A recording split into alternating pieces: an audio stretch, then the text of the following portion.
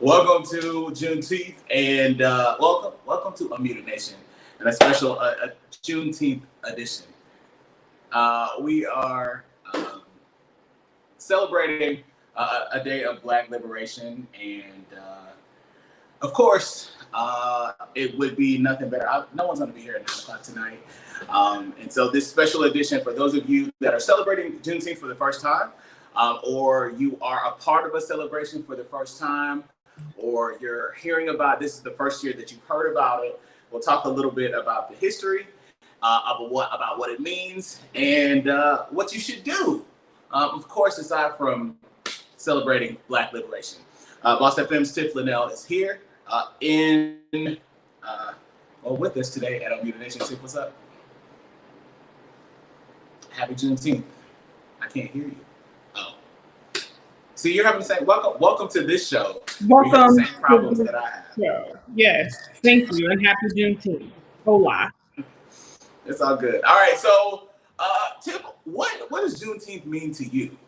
The day specifically, because I know that we go back, but for a lot of people, and I'm talking Black people. On this show, I'm always talking to Black people, but for a lot of people, this is the first time. The first time they've heard about Juneteenth is in the wake of all of the unrest that's happened in America, specifically with Black America, from Ahmaud Arbery, Breonna Taylor, George Floyd, now Rayshard Brooks, and all of these situations have happened, and Black liberation, the movement that you Black people made up, which actually for Black people, especially African Americans, and I hate that word, right? I hate that characterization. But for African people that are descendants of slaves in this country, specifically, this is a day of liberation for you and for your people, and the day that you were actually free in 1865. 1863 was the Emancipation Proclamation. 1865 was Juneteenth. Was the day, exactly, right? So I know how my dates are, right? Just yes.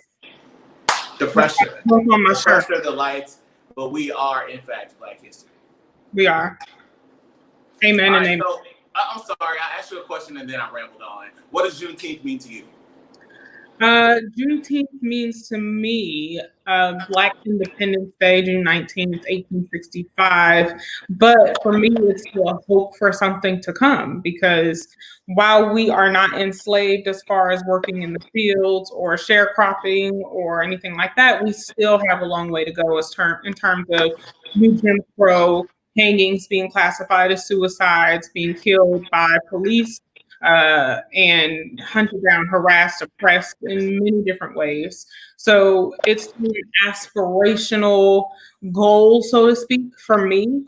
But I do consider it my Independence Day. And I think this is shocking for some people. And again, it's one of those things that there are certain Black people that fit a certain, and I'm going to talk in no code today, at least for this special show today. I won't talk in code, but I will allude to the things we've talked about on this show with the guests, everyone that's been here over the last 3 weeks specifically. And then I always talk to us, right? And I say us, and I define us. And when I say us, who I'm talking to, because this show is for anybody that wants to listen to it, anybody that wants to come and get some information or be informed or grasp onto conversations that need to happen in their families or their neighborhoods or in their text groups, on their brunch groups. But I think that one of the main reasons that it's important for us to have the conversation about Juneteenth specifically is because on top of people not knowing what it is, on top of the asshole in chief, I'm going to call him something respectful today. I wasn't even trying to do that. But what? Aside from him claiming that he made it famous, like, how do you make a day of liberation for Black people famous? And just because what's interesting about him, and I won't stay here for long, is that whenever he doesn't know something, he says nobody knows what it was. And so that's he's a wordsmith, and the way that he has with words is very, very interesting.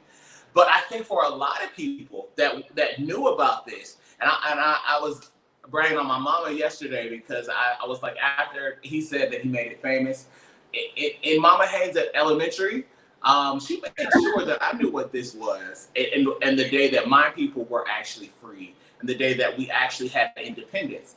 And even talking to my grandmother, it was wild to me. My mom told me, but my grandmother was like, my mom told her too. And so many, but it's not rooted in all of it's definitely not in the American history books. And I think after this year, some of the changes, systemic changes that we will see, while we won't see all of our history in American history books, we will see some of this history. And one of the main reasons that we find opposition, right? Or I saw a huge narrative about Black people playing as victims or being victims. And I'm not going to address nonsense, right? We know that this is a viable movement. This is a reasonable ask, asking for equality. And the white people that believe that we are free already, you just ignore the facts. You ignore history. And you don't, also another reason that you reject, that you actually reject Black movements and Black progression and Black liberation is because you also don't know history. And so this segment is not about whitewashed history at all. We do that regularly, and we try to correct those wrongs. But I think some information on Juneteenth, and as much as I want to hit the hot topics of today and the breaking news of today and things that are happening literally today, it's more important, while we may get to it at the end, it's more important that you kind of understand what it is. And then Black people, when things do start to change, like we have to be on somewhat of the same page to ensure that this change remains. So if your company is one of those that has announced that Juneteenth is going to be company holiday going forward, this may be something that they only hold on to for a year or two when they realize, or when the hype around Black lives passes. Well, do we really need to keep this on the calendar? Is this something that we really need? It's going to be up to you to do that. Ranting, always. Tiff, when we talk about awareness, what do you think that one of the most important things surrounding this holiday is for people just to be aware of? That it is 157 years later and our freedom is still on paper. So for this, first of all, I'm Black every day, all day. So this fight goes beyond a movement. It goes beyond a period of time. It goes beyond marches. It goes beyond protest. It definitely goes beyond lip service of your company making this a company holiday. It even goes beyond states making it a holiday, which not enough have that as a holiday, but they have Columbus Day. But whatever. That's another topic.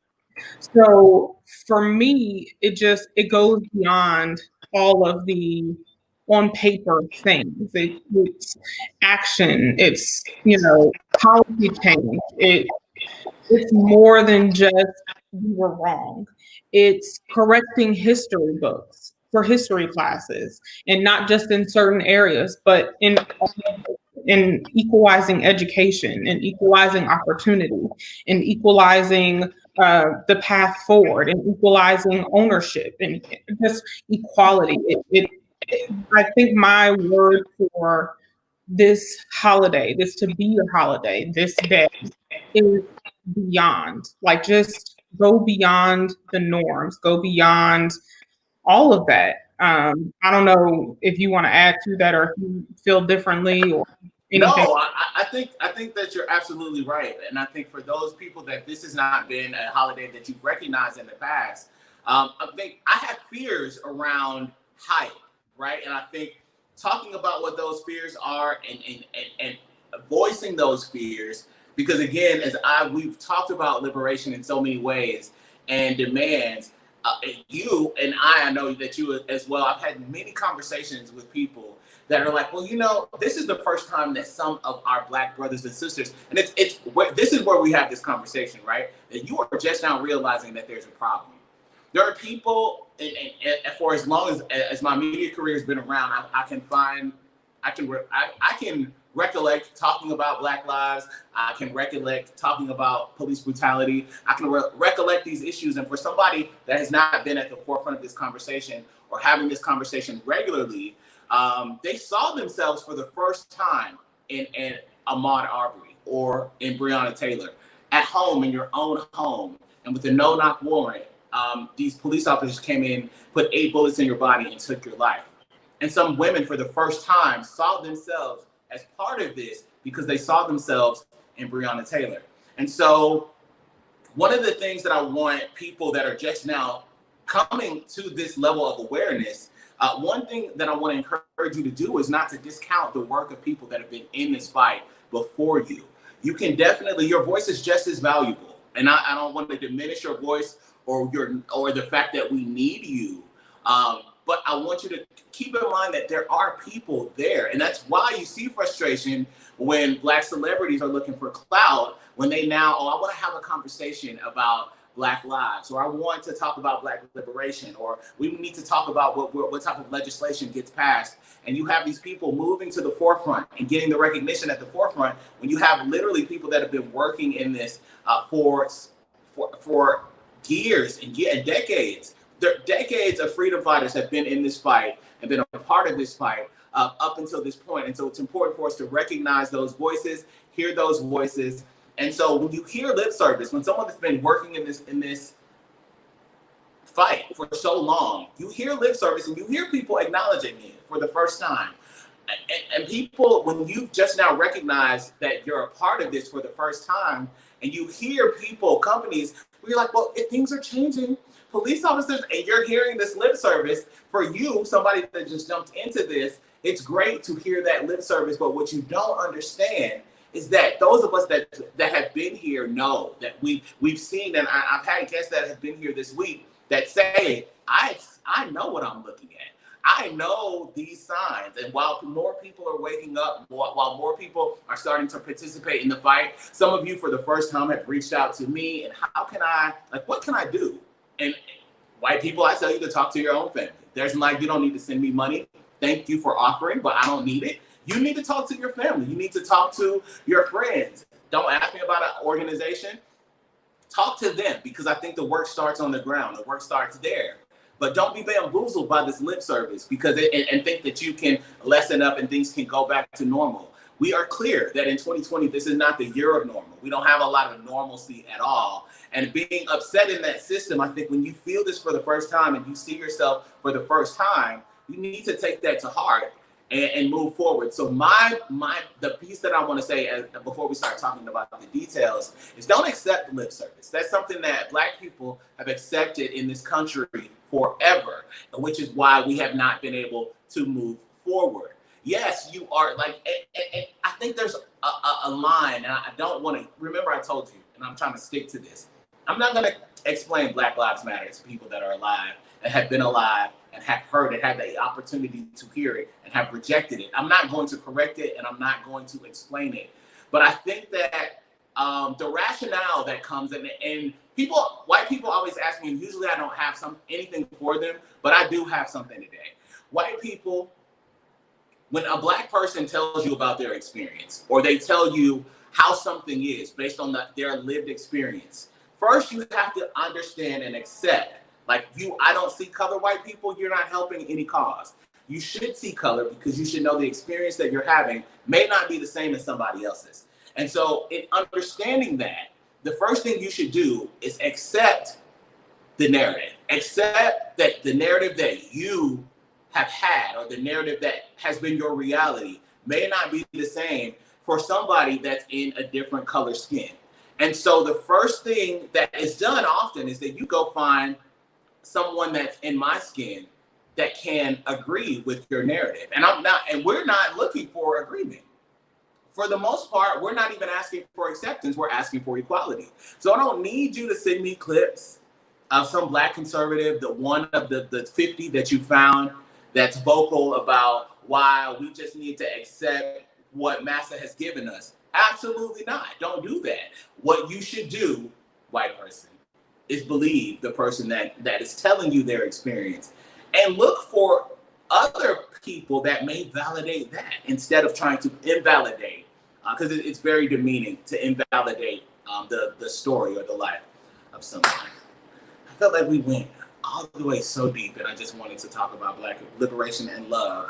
So, well, I need to add something to what you said because you mentioned money. And I just want to make a very quick note. There's no amount of money that can pay for the pain of my ancestors. There's not a single dollar amount that can rectify or make right the blood spilled on this land up to date for what has been done to my people, my ancestors, those forcibly brought to this country, those that built the schools, the buildings, we built the infrastructure with blood, sweat, and tears and lives. So there's not a single dollar amount, anyone, white people, companies, or anything, government that could pay or make right what has happened on this land. So I just want to put that out there and make it clear. This is not about money. This is about our heritage. This is about our people. This is about our independence. This is about what's right. This is about being treated and seen as human beings. We were not recognized as human beings by the government. And that is what this is about. So I just wanted to put that out there since you briefly mentioned being offered money like that can rectify something. I appreciate you. All we can do is kind of give you what we have, right? And I think on this day of fullness, and it's surprising, like what's going to be surprising for a lot of white people, because this is how much you pay attention to things outside of your culture. And this is maybe not just for white people, people of other cultures that have come to America. And you're going to think back and find yourself realizing that on the 4th of July, you see a lot of Black people wearing black. Or you don't see, like, let me tell you what I love about the 4th of July. When I said it to my grandmother last night, this is how it's so telling that white supremacy and culture is so pervasive in our world. I said, the 4th of July was not Freedom Day for us. Because on July 4th, 1776, Black people were not free. All I needed to do is hear that history to know that I was not going to be wearing no damn American flag hat, shirt, pin, because it's not a celebration. It was literally a celebration for everyone else while we were bringing plates to people and sweating in fields. And so understanding that this day, my fear, and this is a real fear that I have, and people are going to hear this and they're going to be like, well, Alex, you don't have to assume the worst. Listen, the worst has happened in this country. And so my fear is this becomes a state holiday. This becomes a federal holiday. And you white people do what you white people always do. This is not a day for you to dress up as a Black person.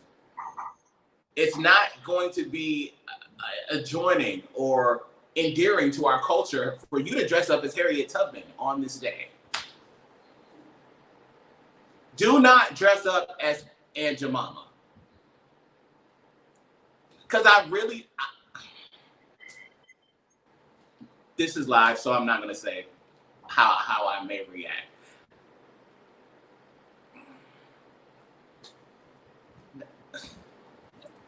I'm really trying. I got to move on to the next thing because all I have is, Solange said it best. This is for us.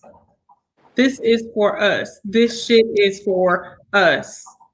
And if you don't know that song, go listen to it, among other songs. But this is for us. This is for me. Can we back up for a second, Alex? Because I feel like it's important before we go any further to just describe why these two dates are significant in and of themselves and why they're so far apart. Because I feel like some people may not know that. So is that okay with you if I do that really quickly? No, it's fine. Okay, so January 1st, 1863 is when the Emancipation Proclamation was actually signed. It took 2 years, June 19th, 1865, for the last enslaved African to be freed in Galveston, Texas. 2 years, 2 years later. Now, you can blame that on the horse and buggy. You can blame that on Texas just knowing and hearing word of mouth, whatever, and still just not signing the paperwork, whatever you want to call it. But it took 2 years from January 1st, 1863 for it to actually be signed. So June 19th is the first day that we actually celebrated all enslaved Africans to be free according to the Emancipation Proclamation. That's the significance of these 2 days. I just wanted to put that out there. Now we can go on about our business, but I just I think this, and I was going to say this, and I didn't want to say it because as much as I believe in Black liberation, my struggle sometimes is being political about the way that I say it, right? So when I say don't dress up as Aunt Jemima, if somebody, Black people are liable to literally beat your ass if they see you dressed up as Aunt Jemima on Juneteenth, now that it's going to be a state holiday or a federal holiday. And it's not going to be all in fun. It's not going to be, oh, I was just joking, or I thought that this would touch their culture. We're telling you right now the things that will help. And the types of conversations, really, what I would love to see in this country, because everybody has something, right? Everybody in this country, America, has paid for it, attempted to pay back and kind of restore some semblance of justice to the people in this country. And so progress in America, like this is not the time for it's all of a sudden, oh, we are one, we're all Americans, we should be this. We've never been that. We've never been, and everyone else that comes in and kind of assimilates becomes a part of that, but it has never been true. So it's okay for this to be that one day. Juneteenth is a federally recognized Black people holiday. That's where you can start with reparations. It's a federally, because you know how painful it's going to be for some of you to say that, for some of these companies to have to say, you know what, your Black ass is off on today because it is a Black people holiday because of what this country did to you. That's not, there's no monetary value there. There's not. I think, and I don't know, do you feel like I'm asking too much? But I also don't feel like we're asking too much. We're asking for Breonna Taylor's murderers to be arrested, and one of them just got fired today, or I'm sorry, is supposed to be fired. I don't think. I mean, listen. These organizations and these police states, in so many ways, they don't drag their feet on anything except arresting police officers. Even the verbiage of they are starting a process of termination for the officer.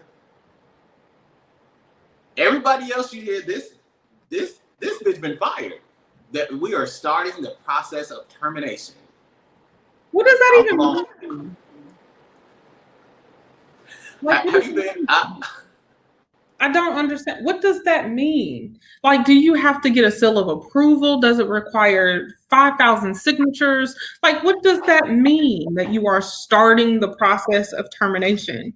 I've never been fired from a job, but from what I hear, you get a pink slip and you're out the door. You're escorted out. I literally was gonna say, have you been fired? I can't think of a time that I have been. No, I'm fed up.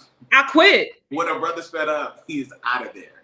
I'm out. And that's been my past. So I haven't, and I pretty much know if I stay any longer, they are gonna fire me because I don't have it. One thing I do want to do is kind of celebrate the companies, and I say celebrate loosely, that have vocally said it's a very loose celebration. I'm not ecstatic. I'm not overjoyed. I'm not jumping. And this is not a praise in any way. I am actually, it is a formal thank you for acknowledging this pain and acknowledging this holiday and at least vocally saying, because we are watching you, right? One thing that I love about the fact that I've taken a different approach with Unmuted Nation into anything. I don't talk a lot about entertainment, but I talk about liberation all day. And I talk about people and these companies that have said this. We've we've documented this, and we'll be watching this to ensure that this is something that doesn't fall by the wayside. A number of these companies that have started to show support for Black Lives Matter, or they show support and we're going to make this a corporate holiday, your employees are coming out and saying, you've never supported me before. So they want more than lip service. And I'm one of those people that is dedicated to getting these people justice. And I think that's important. It's critically important. But I think we would be terrible if we didn't at least acknowledge some of these companies that have, and as I get the list up, Tiff, you're free to start talking about some of these companies and how they have embraced Juneteenth and decided to give their employees either it as a paid holiday or recognizing it corporately. So just to name some of the companies, Twitter, NFL, which, first of all, let me just stop at the NFL for 2 seconds. A lot of people are saying, oh, Goodell, said we were wrong. I still haven't heard an actual apology given face-to-face to Kaepernick, which he is owed. He has not gotten a seat at the table. He's not gotten a job. So I take that we were wrong very loosely. I also take you making Juneteenth a holiday very loosely because y'all are not in season. Like, you're not in season. So making it a company holiday for the NFL, I'm not really sure what that does, but sure, we'll go with that. I mean, they have employees, Sid. They have employees that are outside of the outside of pads and don't stand on the sidelines. So maybe it's for their corporate employees. They are making it a holiday and something that these corporate employees can, what are you asking them to do on that day? Because I mean, and I feel like sometimes I toe the line of a Black extremist, because I'm not telling you, like, I have seen the propaganda that's used on these conservative networks, right? And I don't know who these crazy people, like Black people, we aren't really known to have manifestos and requirements and going up to white people like, yeah, Black Lives Matter, bow down and kiss. Like that footage, I don't even know. I feel like, again, that's the kind of stuff that y'all do, which is how we know that wasn't us. We don't burn churches. We don't hang ourselves from trees. That's just what Black people don't do. We just don't do that. And we don't want you, I don't want you, person that doesn't wash their legs, getting too close to me. So I definitely don't want you to bow down and you know what I'm saying. Nike has made it a company holiday, which I'm here for Nike. I've been here for Nike since they stood with Cap when he lost his job, and they continue to sponsor him. So I'm here for that. Adobe, thank you. Okay. MasterCard, Lyft, Postmates, which, well, let me go through a couple more. Quicken Loan, okay. Uber, and I'll stop with Uber for a second because I'm still trying to quarantine myself as much as possible, as I know you are as well, Alex. Uber Eats, and something else. Uber Eats has been sponsoring Black-owned restaurants.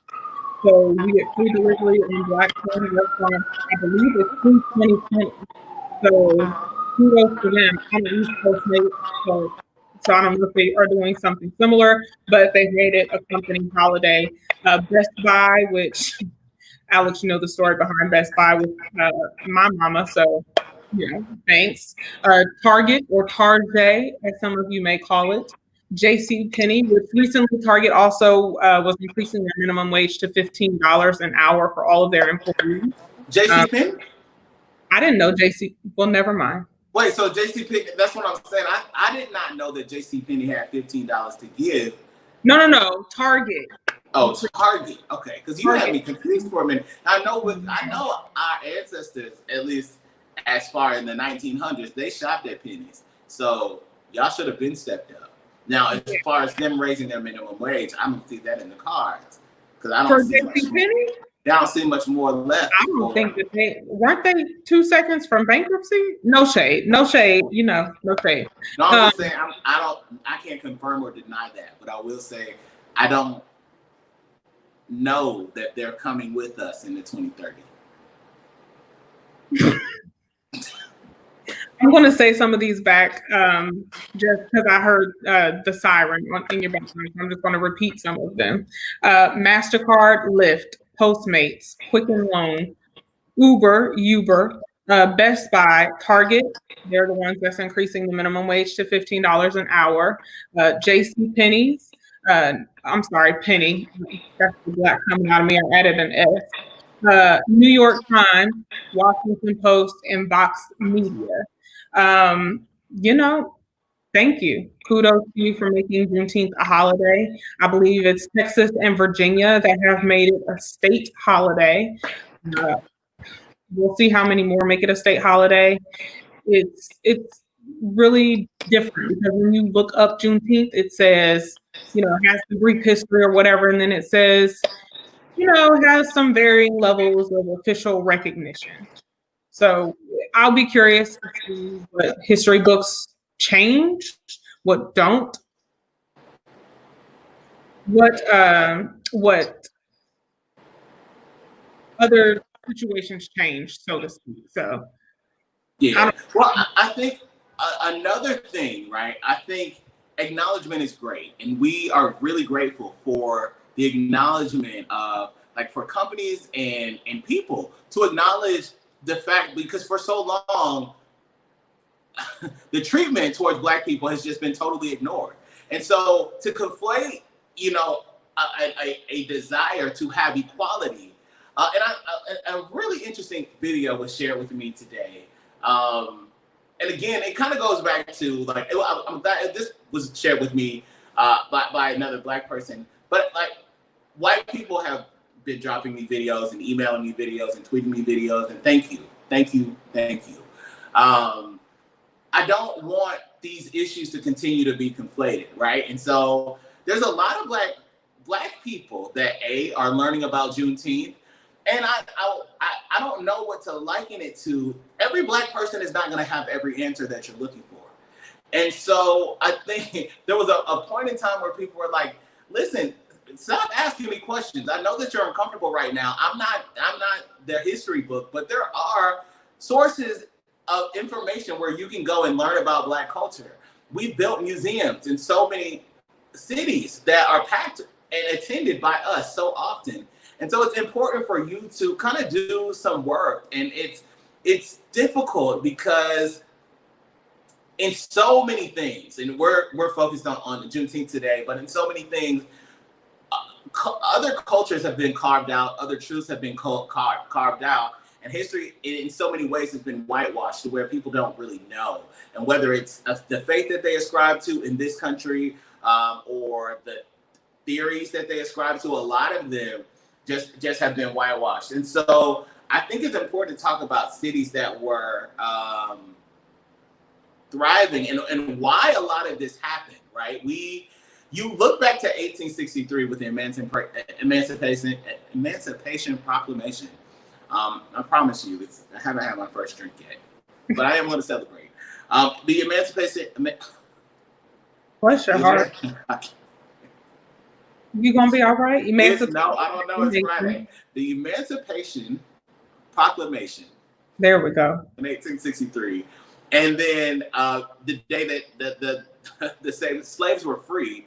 Enslaved people, which Kia was saying that last night. She's like, I'm going to stop saying slaves. I'm training myself to say enslaved people, because you have to keep in mind, slaves almost could insinuate that these are people that chose that occupation, and they did not. So right. What Kanye said. Enslaved people, as the country started to give them freedoms, in so many ways, they started to take them away. And so that's why, if you haven't seen the documentary The 13th on Netflix, it's still there. Netflix has pushed it to the forefront. It's recommended that some of you watch it by push alert. You really should, because in the 13th Amendment, it kind of tells you how the system was built to continue to enslave certain people in the United States. So then if you start to look at the laws and how things have changed, it's a very interesting argument, aside from somebody that is Black and touting conservative, and I'm not saying conservatism is a bad thing. Touting modern conservative talking points, right? So I saw this video today. It was not an interview. It was a woman that was literally talking out of her left ass cheek.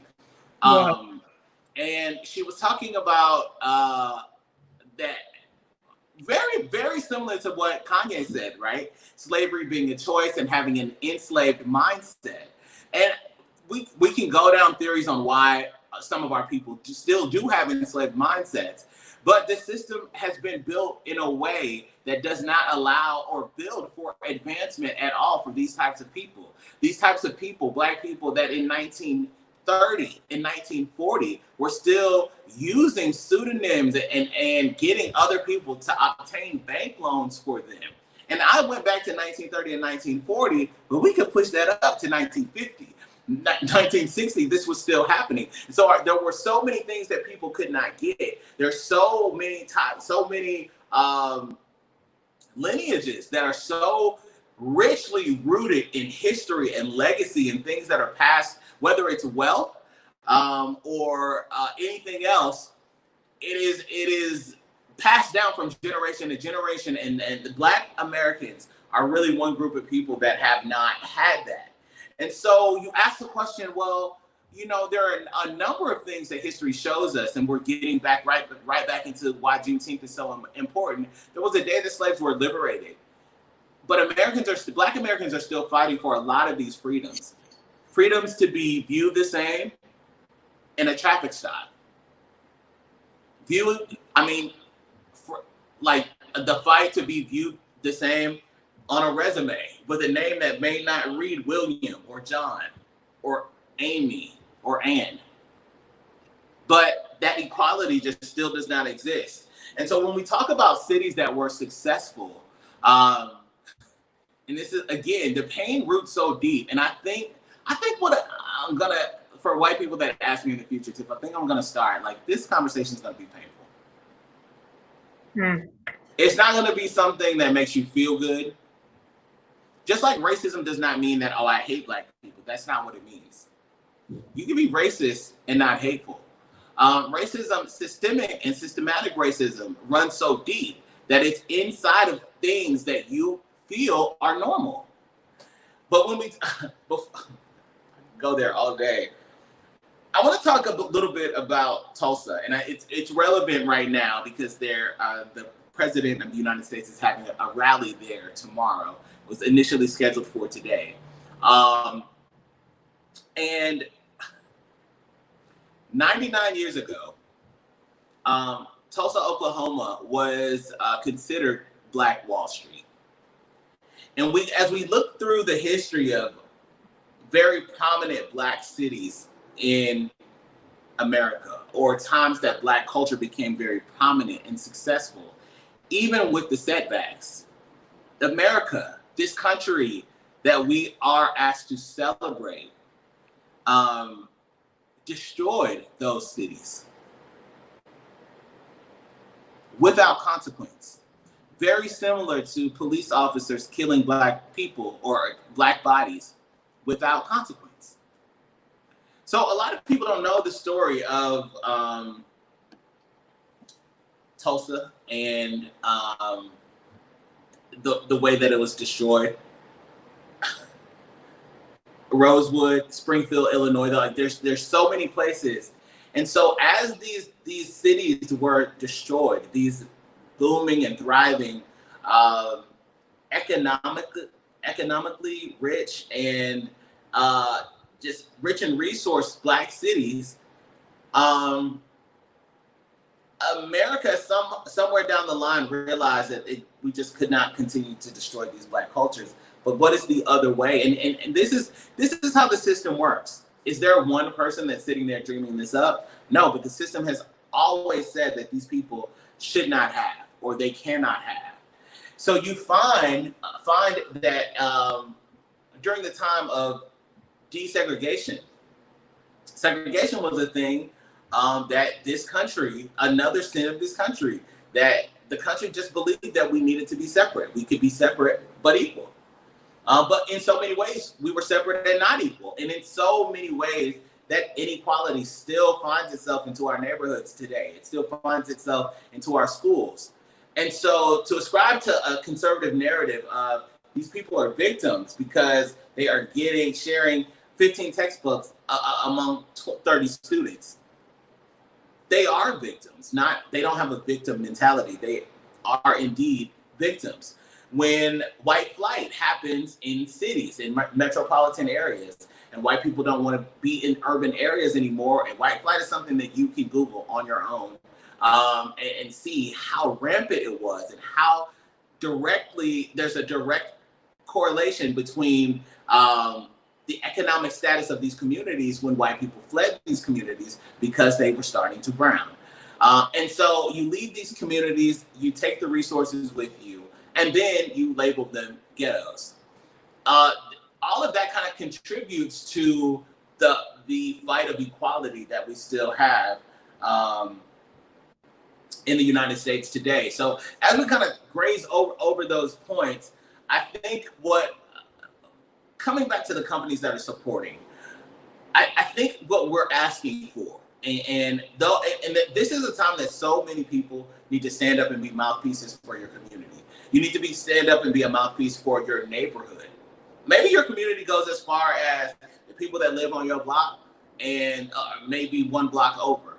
Or if your church group is your social group. What outside of that, where are you having conversations? Where are you leading this Black conversation, or these Black conversations that concern you?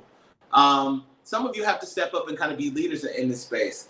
When it comes to the companies that are embracing it and the brands that are embracing it, and so many of these brands that we use every day, from your cell phone providers to where you listen to your music, choosing how you hold these brands accountable is something major. And I alluded to it initially, but Tiff, I wanted to ask you just about pandering.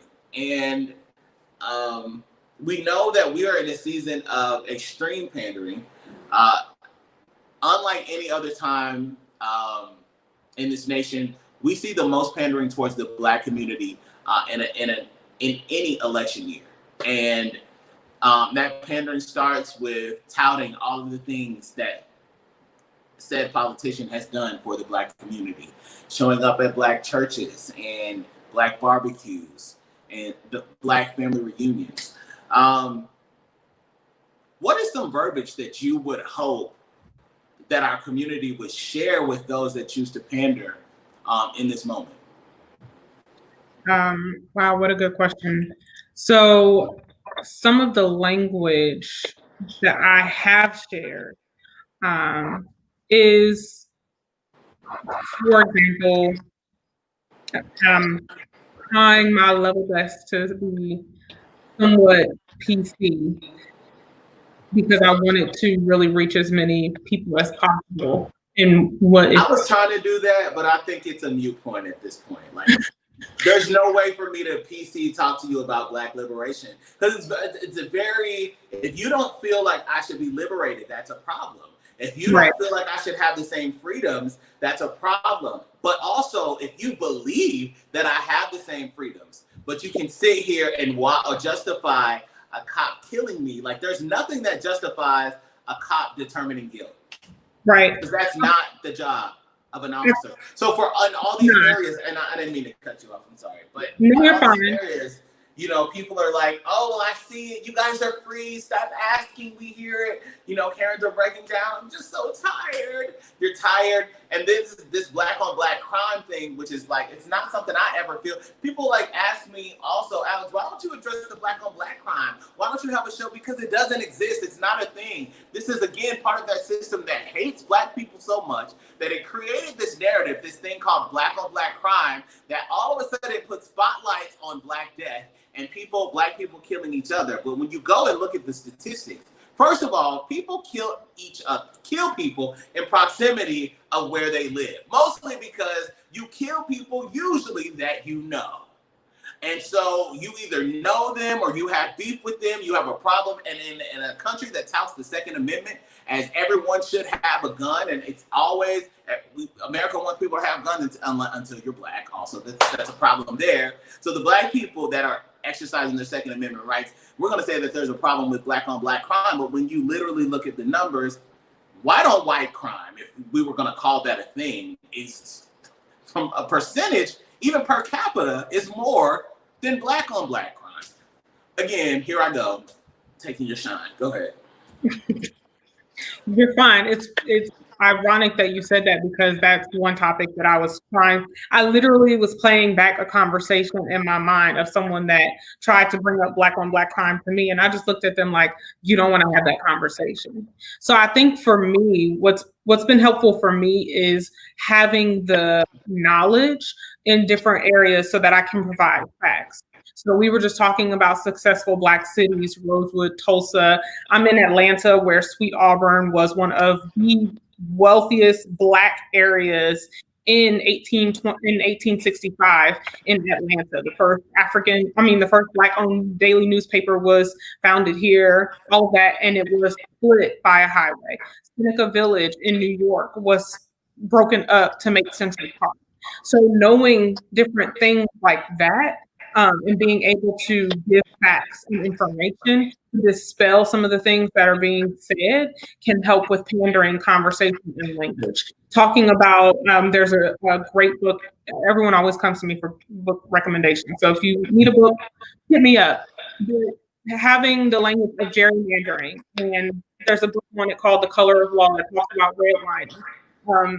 Having stuff like that, reading the new Jim Crow, or watching the 14th, or watching Just Mercy, or reading Just Mercy, but being able to have facts behind what you say of, I'm not free because my freedom is still on paper because redlining is still happening. Gerrymandering is still happening. My community of my ancestors were destroyed by fires. They were massacred. There were race riots. There was segregation. There was new Jim Crow. There was old Jim Crow. There was sharecropping. There was all of these different systems of oppression to hold us back and hold us down that feel there are different variations of it today. Really combat that pandering language. Not just that, it's you coming to me saying, which I've had over the last few weeks, I'm here for you. I'm, so sorry. Don't ask to be invited to the picnic. No, the answer is no. Some things are just for us. Sometimes we need to have that safe space. Alex, you were telling me about something happening in New York today that is like it said on the flyer, thank you for our white allies. You're not invited here. And let that be okay. But for me, to these companies that are pandering, again, and to people who are pandering, there's a difference between you being an ally and you just trying to provide lip service. You can keep that. Thank you to all the companies who made Juneteenth a holiday. What else are you going to do? And I'm not just talking about an annual donation to the United Negro College Fund, but what else are you going to do? What else can you do? Can we go beyond just making Juneteenth a holiday and diversity and inclusion hires and make sure that people, are really treated equally? Can we look at our education system and, I don't know, maybe increase our education system from being 27th in the world? Let's look across districts of the school systems and make sure that equal opportunities and equal tools and resources are being provided. COVID-19 was an excellent highlight of some of the disparities in our community. Let's look at those and take a longer look at those and make sure that we can fix some of those and make some of those better, because it's important. Let's look at the medical disparities for Black people and make sure that Black women are not just being treated as a number when they try to go give birth and bring about the next generation, and that they're dying in the process. So for me, pandering is a bigger issue because it ignores the bigger disparities and larger problems within our communities. So I don't know if that answers your question. I don't know if that gave necessarily language. I wasn't looking for a specific answer. But I really think, one thing that I want to draw attention to as we kind of wrap this up is that history has a tendency to repeat itself. And that's not just a cliche statement that you heard your mother say or your grandmother say, but 100 years ago, America was in the same spot. America was in the same space. You think about Red Summer, where there was an outburst of white on black crime. You're like, I never read that before. Alex, what are you talking about? Yeah, they didn't want to tell you about Red Summer because this is a country that just does not like to paint white people in error at all. And so it's fine. We know it to be true. You look at Red Summer and you see that there was unrest in over 36 cities. Right. 36. That's not. For those of you that you're like times tables 12 times 3, 36. Listen, I have some adult friends that can't count. 27th in education. I have some adult friends and colleagues that can't spell. That's not the point.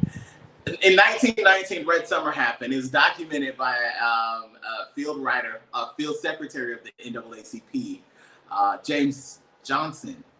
I believe is his name. I'm trying to. The way you said Johnson. Johnson. And so it's documented, right? That this unrest, for the life of us, we don't know what it is. If you got racist ass family members that they just hate black people for some reason, I don't know why. We don't know. We really don't know why. We just kind of live in this world where you feel like it's not real because it doesn't happen to you, and we tell you that it is. So now that you're paying attention, it's important for us to stay in your face, right? Even if that's uncomfortable. And I think part of the reason that we continue to have these conversations this way is because I know a lot of people watch and then they don't want to comment.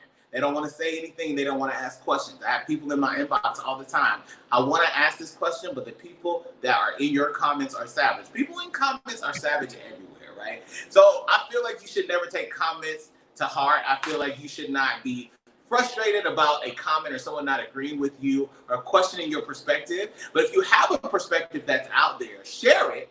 Don't be offended if you find out that your narrative is rooted in white supremacy. There are people that are becoming awakened to what is actually going on, and they're intent on telling you about yourself. They are intent on telling the truth and no longer living in the shadows of their truth, right? How many black people have to, and you ask what the questions, and if you must ask, because I know that some of you are just going to ask anyway. If you must ask your black friends, what do you have to do to seem normal around at work? That's such a loaded question, but you could ask any black person, and I'm not gonna just say this is in the corporate world. You can ask any black person that works at a job, any type of corporation, any type of small business, that there is not a bulk. They're not working at a black company or because a company of color. It's not the same. You're still code switching, and there are ways that we have been forced to assimilate into what America considers American, but it's not native. It doesn't feel native. It's very hard to absorb. With that said, though, I would like to say Juneteenth is a divine time. It is a unique time, but it's also a legacy-rich time that black people of all over, black people, and literally black people across the world, you should celebrate with Americans receiving the freedom that they received on this day. You should go out of your way to tell a black person, I'm so happy you're free. And then when you say that to them, start working towards that. Because the real ask here and the real reason that we are fighting for liberation that was given to us on paper. And we say this, I find that me and Tiff say that probably the most of people. people that I know. We have all of these things on paper and nothing tangible. When you tell a person, when you tell a Black person today, maybe you text your Black friend. You know, I know some Black people are like, I don't want to hear from white people today. Not on this day, on this land. I don't want to hear that. But if you do interact with a Black person, tell them that you are happy that they are not just free, but also commit to fighting for true freedom. For this. If you should reach out today, that's the ask that I have of you. Celebrate them. Yeah. And I have a recommendation. Can I just say, I want to say one more thing and I promise I'm done. Yeah. Celebrate them. Just know that your absorption of our culture never feels like a celebration. Ever. Because there's so much. This is so, the America, from the sweat, this America was built on the backs of Blacks. Fannie Lou Hamer. And things that you take for granted, they are here. And some of you know this to be true, right? You know that you would never want to watch the NFL if it was just all white boys on the field. That part. What would be the NBA? What would the NBA be with a bunch of white boys that can't jump? No, these are serious questions that must be asked. You know, what is American soul food without Black people? In fact, what is fried chicken? And I say that because y'all have made it a stereotypical thing that, well, Black people and their fried chicken and their watermelon and their Kool-Aid, that's wonderful. But I know that you secretly order Popeyes. I know that you do. Absolutely. You can search the world high and low to find out where the hell the idea for frying chicken in flour with seasoning. That's where y'all mess up, because y'all get the flour, you think that you saw the recipe, you didn't season nothing, and it's nasty.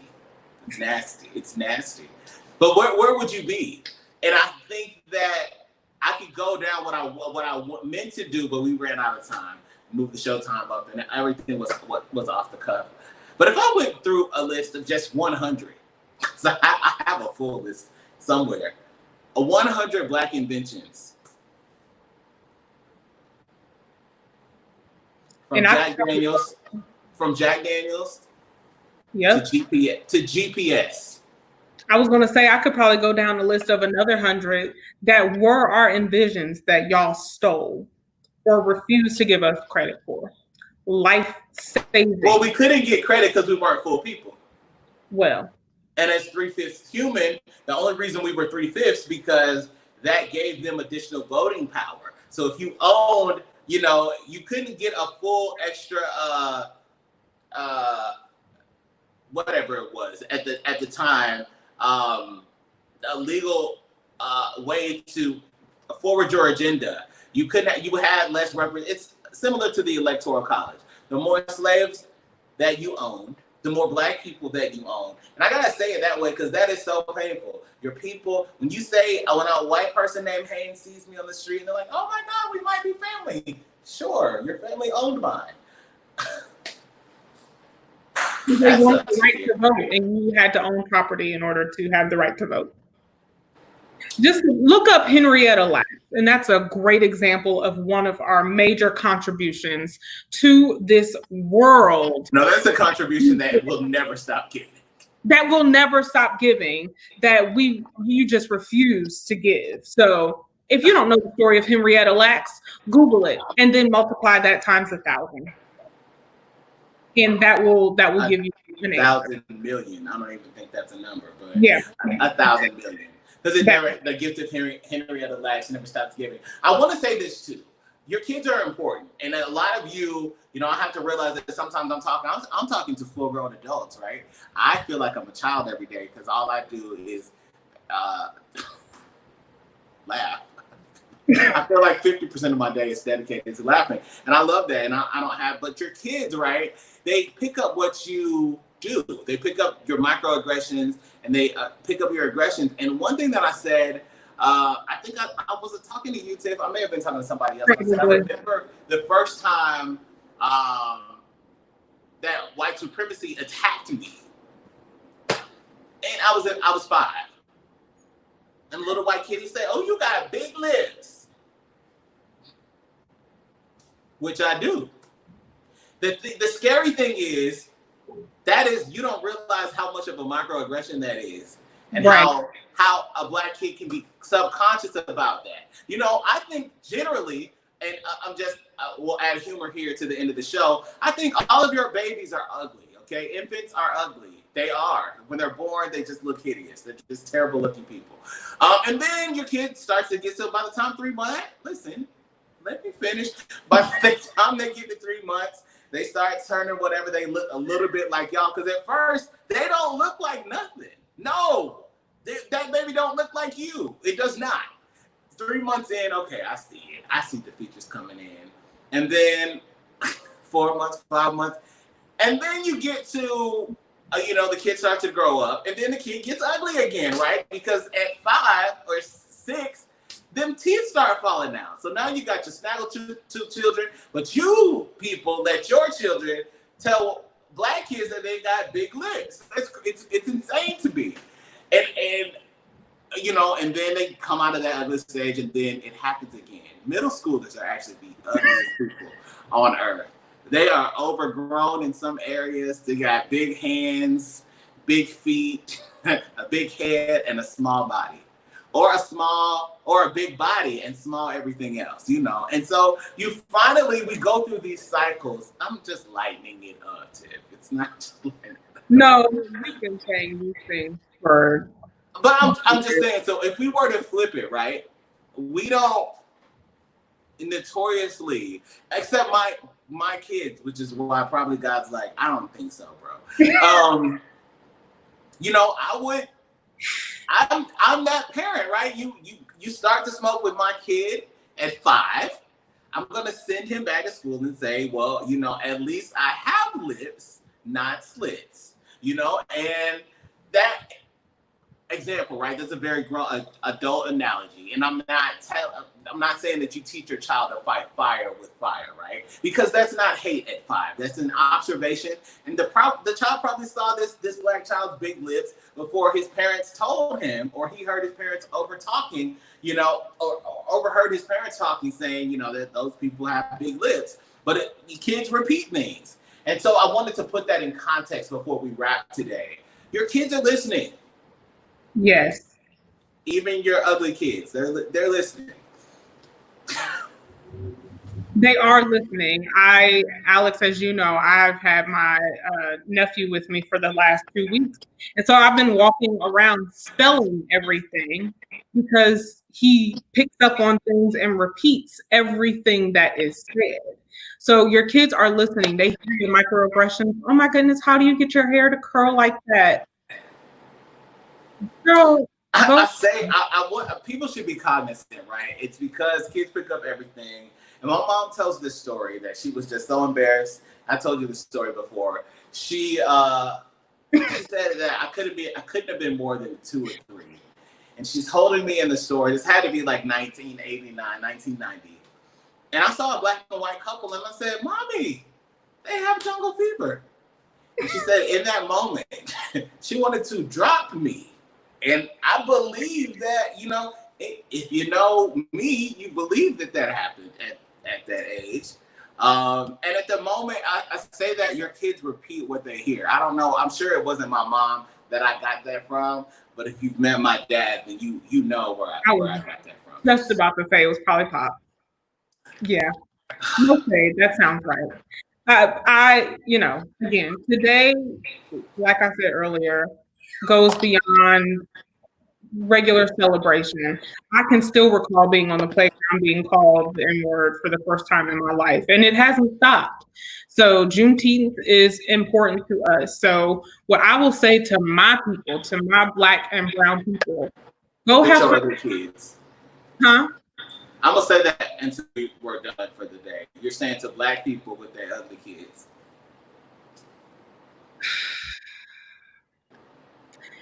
go have conversations with your family. Because unfortunately, unlike white people, our heritage and ancestry is a bit harder to track. So if we don't continue to carry down our legacies via our words and our story, they will be lost.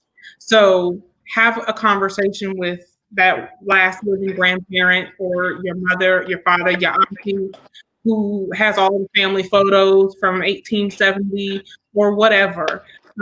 Ask questions. You know, and if you only have one living relative, y'all hadn't talked in 10 years, reach out to them, see what they know. Y'all put your hands together and figure out your story. Our stories are important. They're important because they're important. They're ours. When so much has been stripped from us and stolen from us, our stories are important. So have those conversations so that you can pass that down to your children. And if you can't find any historic nature about your ancestry or your family, start now. Start recording now so that your children and your children's children and your children's children's children can tell about the fight that we are fighting today, can tell about the marches that we had, can tell about Juneteenth being made a state and federal holiday, to talk about the protests that we've got, to talk about the police officers that get fired and arrested because they're killing us in the streets, to talk about everything that is going on now and beyond, to talk about our contributions of Henrietta Lacks, and to talk about us inventing the traffic light, to talk about us and the GPS system. Start now so that we can start passing down our heritage, so that we have schools like Mama Haynes Elementary and Mama Mackey Elementary, because when they're not teaching our children, it's our duties to teach our children. It's our duties to teach our white allies. It's our, well, to a point, but it's our duty, because equality is a fight that I fear we're going to have to fight for a very long time. So if we do not continue to use our voices beyond this lip service that they are giving to us right now, I don't care about Aunt Jemima changing their nasty syrup. You can keep that. You can keep that. I don't care about Uncle Ben changing the box, because let's be clear, we asked for some of these things years ago before it was popular. So you can keep all of that. Keep your lip service, give me policy, give me acknowledgement, give me recognition, and give me actual change. That is what Juneteenth is. Happy And Juneteenth. see, you know what? You just said it in a better way than I've been able to articulate it, right? Because I'm out here like, I ain't asking for that. I ain't asking for that. I ain't asking for that, because I've asked you for it over and over again. But you just made a good point, and that's what I tell people all the time. At Unmuted Nation, my viewpoint can change. I'm not stuck in the sand and not willing to listen or evolve. And like you just said, Tiff, give us policy, give us recognition, give us acknowledgement. I now recognize that all the entire swarm of Black culture, the Black community, needs all of these things. So give us all of them, okay? Give us all of them. It's actually the least that you can do. It's the least that you can do, because there are things that we've been asking you for that you've never done. You've not been interested in doing them. And so now that you are interested, don't stop. We won't stop. I promise you, somebody like me, and I say this at the end of every show, I don't have anything else to do but this. But this is it. I've kind of altered my life and the trajectory of my life to liberation. And if you remember, it had to be maybe 5 or 6 years ago, though, my entire life objective changed. Two things. I'm here for two things: to love God and create and liberate my people. And that's literally just where I am. And that's where some of us, you're in a space right now, and maybe through the COVID, you've just been like, I don't know what's next. I know I can't go back to that job. Maybe there's a job out there for you, and it's not as the diversity and inclusion person, just because those roles are available. But now it's time to demand that these companies put their money where their mouth has been. Because if you're dropping, I didn't want to go here, but if you're dropping $100 million and you're worth $39 billion, I'm not counting your money. I'm just saying.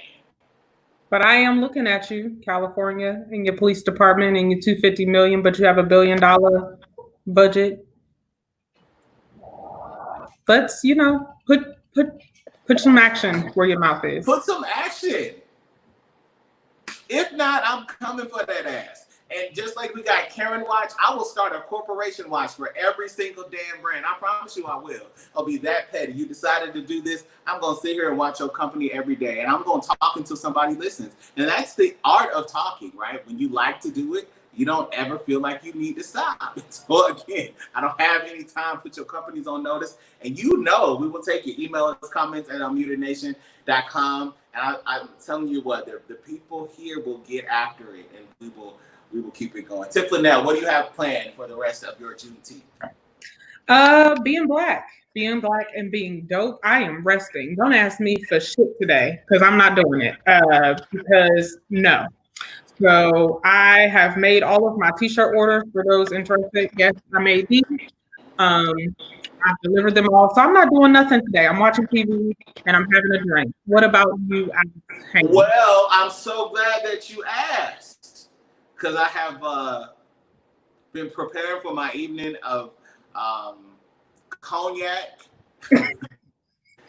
and wings, probably an assortment. No. I will post pictures. I like flats and drums. I like wings. I'm from Atlanta. I like wings. I eat wings. I think about wings. Huh? Lemon pepper wet? Hot lemon pepper wet. Preferably with a peach drink on the side or some sweet tea. If I can't get that, I can't get neither. Hennessy will do. It will do its job for me, and it will today. Listen, I'm actually sitting at my bar at home, and it's fully stocked, which means I really don't have to go anywhere. I got it. And one thing I wanted to do all morning was tweet Black facts and put things about. And I'm gonna be honest with y'all. And we know we put things out there. They tell you do things like this. You need everything. I really touch my Instagram maybe once a day. And just to tell you the truth, I don't know if I'm going back to Instagram. I just don't like it. But I will be tweeting out Black facts today, Black videos. I'll be talking about our Black legends and even people that have made moves for you. That's the last thing. Leader, I want to celebrate those of you that have been at the forefront of this movement. And you're not getting your flowers right now, but you've been fighting for our liberation. You've been fighting for peace. You've been for peace and equality. You've been fighting for not a seat at the table, but our own damn table in the same room with equal power. That's what we're asking for. And so for you, that person, thank you. Thank you for doing the work and putting the names out there of those people for you to go follow them, for you to go link up with them. Alex Unmuted on Twitter. I'm literally gonna go to my couch, maybe to the roof. The sun is starting to go down, and then I'm got my Hennessy. And if you call me or you FaceTime me, Tiff, and my words are slurring, you already know what's up.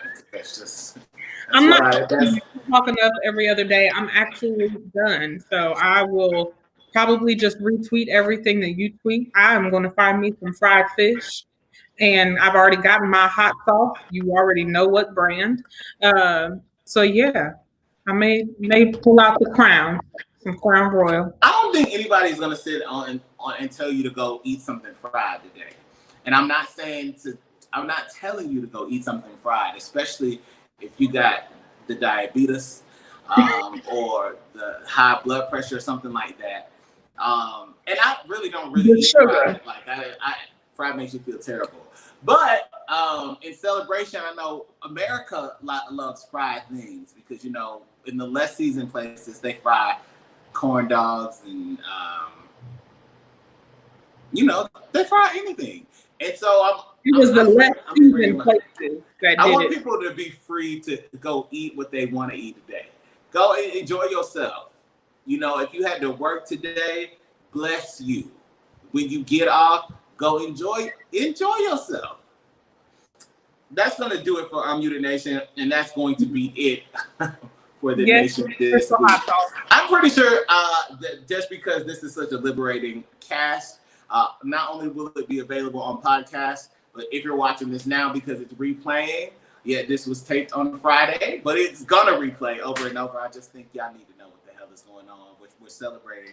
You need to celebrate it. Tiff, you didn't say this, but I will say this. Tiffany, actually, she said she made the shirt. But if you need one that you want to wear tomorrow, or you want to wear next week, or you want to wear next year, you can head over to Tiff. Follow her on Twitter, Tiff Linnell, or visit her website, tiffanylinnell.com. You can go click shop, purchase the shirt. I bought 2, but they're not coming till Monday.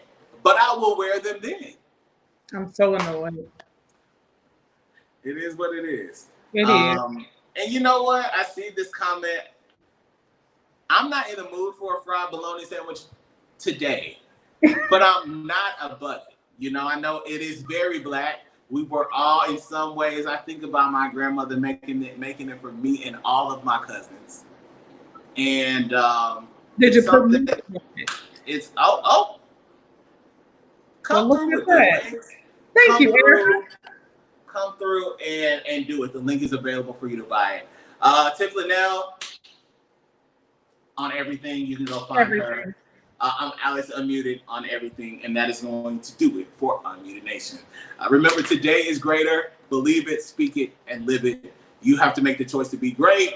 Your situation is not your destination, so instead, make it your motivation. The Nation returns next week at 1 p.m. at its regular time in the Boss FM Radio app. Go get it. Go get it, okay? Boss FM Radio. It's in your app store. If you're watching this, you're going to go get it right now. You get a notification when Unmuted Nation goes on the air at 1 p.m. Eastern next week. I love you. I love you, Black people. Remember, Black Lives Matter. Have a great weekend.